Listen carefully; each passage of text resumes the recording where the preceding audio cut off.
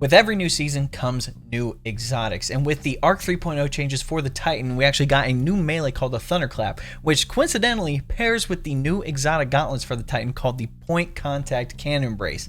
And so in this video, I wanted to give you guys a build that you can use with this to get your melee back pretty much instantly. So like I mentioned, the whole build is going to be wrapped around the Point Contact Cannon Brace. Its perk, Hammer of the Gods. Defeating targets with your Thunderclap melee restores your melee energy. Targets near you when you use your Thunderclap suffer lightning strikes, and being amplified increases the range of these lightning strikes. So on top of you using the Thunderclap like normal, you get melee energy back, and it pretty much causes what would be something similar to a Storm Grenade or the Precision Headshot of Cloud Strike. You pretty much get a little lightning drop barrage on multiple targets. Let's go over what I'm using under the Arc 3.0 subclass. Super-wise, I'm using Thunder Crash. Again, you can use Fist of Havoc, but Thunder Crash is definitely king in PvE right now. Class ability, I'm using Thruster, doesn't really matter. Same thing with movement ability. And again, the melee, we're going to be using Thunderclap because again, that pairs with the exotic. Pretty much, if you hold your melee button while you're grounded, it begins to charge your fist with arc energy, and then when you release it, it releases a devastating blast in front of you. So it's kind of like a forward, like ranged melee almost, and then it also deals damage the longer you charge it. So pretty much if you charge it all the way up, it's going to do a lot of damage. Now I'm rocking the Pulse Grenade. The reason for that is because Touch of Thunder, which is an aspect on Titans now, it pretty much gives bonuses to certain grenades. With Pulse Grenade specifically, it creates ionic traces periodically as it damages targets and increases in damage over time. And pretty much the ionic traces get created, they seek its creator, which is you, and then when you pick them up, ionic traces grant ability energy. So again, if for some reason we don't have our melee, or maybe you just want extra grenade energy or even your class building energy, having those ionic traces can be helpful. And then the other aspect I'm using is Knockout. Critically wounding a target or breaking their shields infuses your melee attacks with arc energy and increases your melee range and damage for a short time. Defeating targets with melee attacks starts health regeneration and makes you amplified. So pretty much anytime you get a melee kill, you're getting health back and you're amplified. Now the fragments I'm using. First off, Spark of Resistance, obviously a favorite this time around, because you basically, while you're surrounded by combatants, you gain more damage resistance, which is nice. Next, Spark of Feedback. Taking melee damage briefly increases your outgoing melee damage again. More melee damage is always a pretty solid thing. Next, Spark of Momentum. You can really switch this one out if you want. This is the one that was kind of switchable, but pretty much sliding over ammo bricks reloads your equipped weapon and grants a small amount of melee energy. Again, if for some reason you're out of melee energy, you can't get it, this can be good, but with this build, I have a feeling you're going to have your melee energy a lot. Again, there's other things you can do. You can have your, grenades jolt targets, any jolted targets, create an ionic trace. Again, we have all these other ones here. This is just the one I put on. And then Spark of Amplitude. This one I do recommend. Rapidly defeating targets while you are amplified creates an orb of power. So again, creating orbs is a good thing. Next, let's go over the armor mods that I'm using. Again, you can switch these out in pretty much any slot that you want. This is just how it worked out for me, but I do recommend pretty much every single one of these mods, and I'll be talking about a couple that you can substitute here in a little bit. But first up, on the helmet, I have Elemental Charge. This is going to be the main thing. You become Charge of Light by picking up Elemental Wells. If it matches your subclass energy type, you get 2 stacks of Charge of Light. So again, we're on the Arc subclass. We're going to try to create Arc Elemental Wells so we get ×2 Charge of Light. On the Gauntlets, the Elemental Well mod that I'm using is Well of Striking. Picking up an Arc Elemental Well grants you additional melee energy. Multiple copies of this mod increase this effect. On the chest piece, I have Melee Wellmaker. Powered melee combatant final blows spawn Elemental Wells matching your subclass energy type. Going over my boots, so 2 things. First up, I have Invigoration. Reduces melee cooldown each time you pick up an Orb of Power, so that can be helpful if you don't have your melee. And then Heavy Handed, this is going to pair with the Elemental Charge. While Charger's Light, regain half your melee energy when you use your charged melee ability, consuming 1 stack of Charge of Light.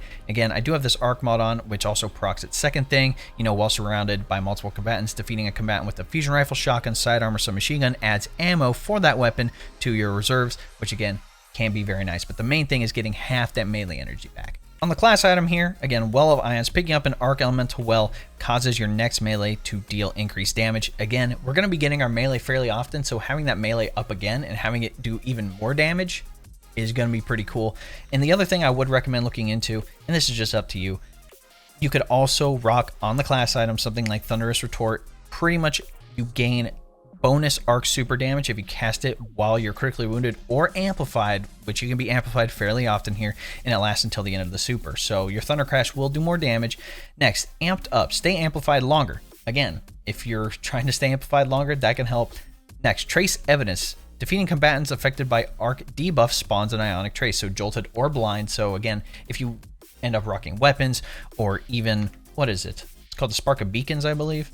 Yeah, while you're amplified, your arc special weapon final blows create a blinding explosion. Again, if you're rocking something like that, trace evidence could come in handy, but you can look into these ones. And the stats I would focus on personally is number 1, resilience. I think we all understand having tier 10 resilience, 40% damage reduction in PvE. It's all nice. Next up would be strength. Now, again, that's tied to your melee ability cooldown. Being able to have your melee back fairly often is great. With this build, you're going to have it back pretty quickly, but if you slip up, you mess up, again, having that cooldown faster is good.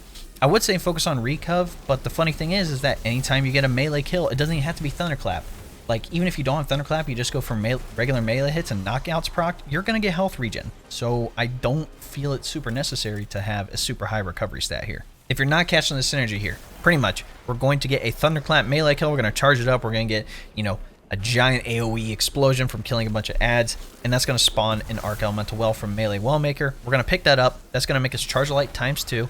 We're also going to get melee energy back as Well of Striking, and our next melee will do more damage because of Well of Ions.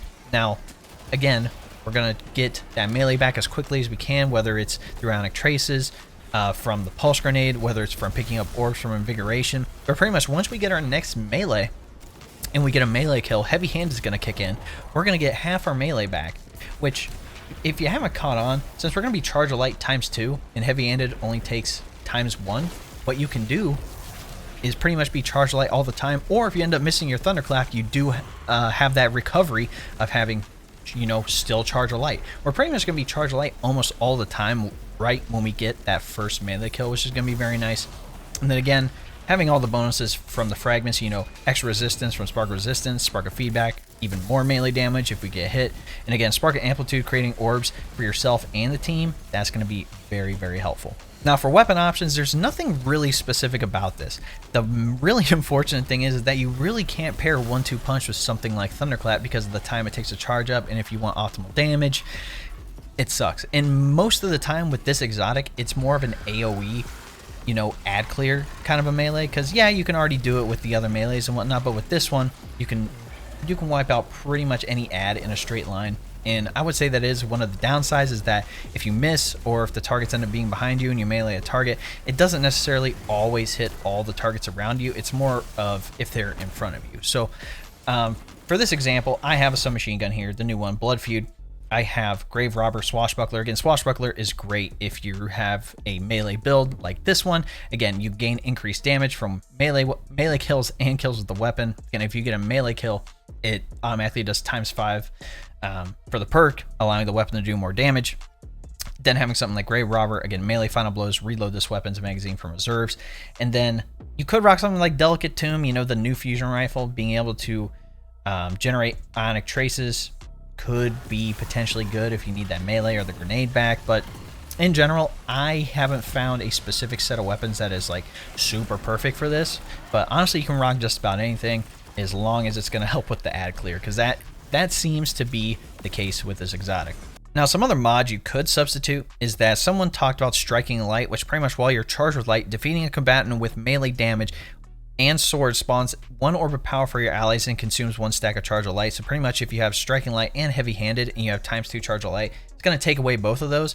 And you do gain damage resistance against combatants while you are sprinting. So again, there is that small bonus, but again, maybe only rock this if you're trying to do orb creation specifically. Again, you would have to probably get rid of Well of Ions or Well of Striking, one of those ones. Now, the other things I would look into, if you did not want to do something like Elemental Charge and Heavy Handed, or if you don't have those yet, again, that is okay. You could also do something like, you know, Font of Might if you're rocking arc weapons, having that extra bonus damage. You know, Font of Wisdom brings your intellect up to 100 for like 20 seconds.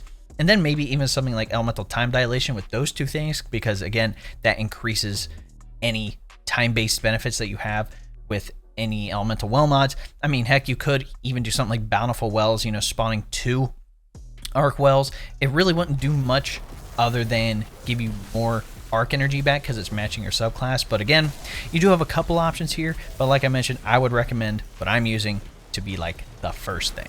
But in any event, guys, that is my build for the new Titan exotic gauntlets, the Point Contact Cannon Brace. That is a long exotic name. I will be dropping a specific review of this exotic for PvE and PvP. That'll all be in one video. That'll be coming out next. But in any event, if you like what you saw, you can always drop a like on the video, subscribe to the channel, and turn that bell next to notifications so you don't miss out on another one of these videos. And if you didn't know, I moved over from Twitch to YouTube about 2 weeks ago, and obviously with Season of the Plunder, we have a lot of stuff going on. You know, we're going to have IB coming up this upcoming week, so if anybody wants to run IB, you know, you need a King's Fall carry or even help or anything like that, you know, be sure to tune into the live stream. We'll definitely be able to help you out. If you want to be proactive, you can always join my Discord. That link will be in the description. Again, we're all talking about Destiny 2. People are getting together for games, but we also got stuff like PC tech, anime, and other topics. Lastly, now that we're partnered on YouTube, we actually have the opportunity to create memberships for people. So next to the subscribe button, there's the join button. It's pretty much just like a Twitch sub. You get access to emotes, you know, the monthly badges, exclusive other content, pretty much all those other bonuses that Twitch has. I have it here on YouTube. So like I said, if you want to support me even more, that is one option. But name it, guys. Hope you enjoyed the video. We'll catch you in the next one. Cheers.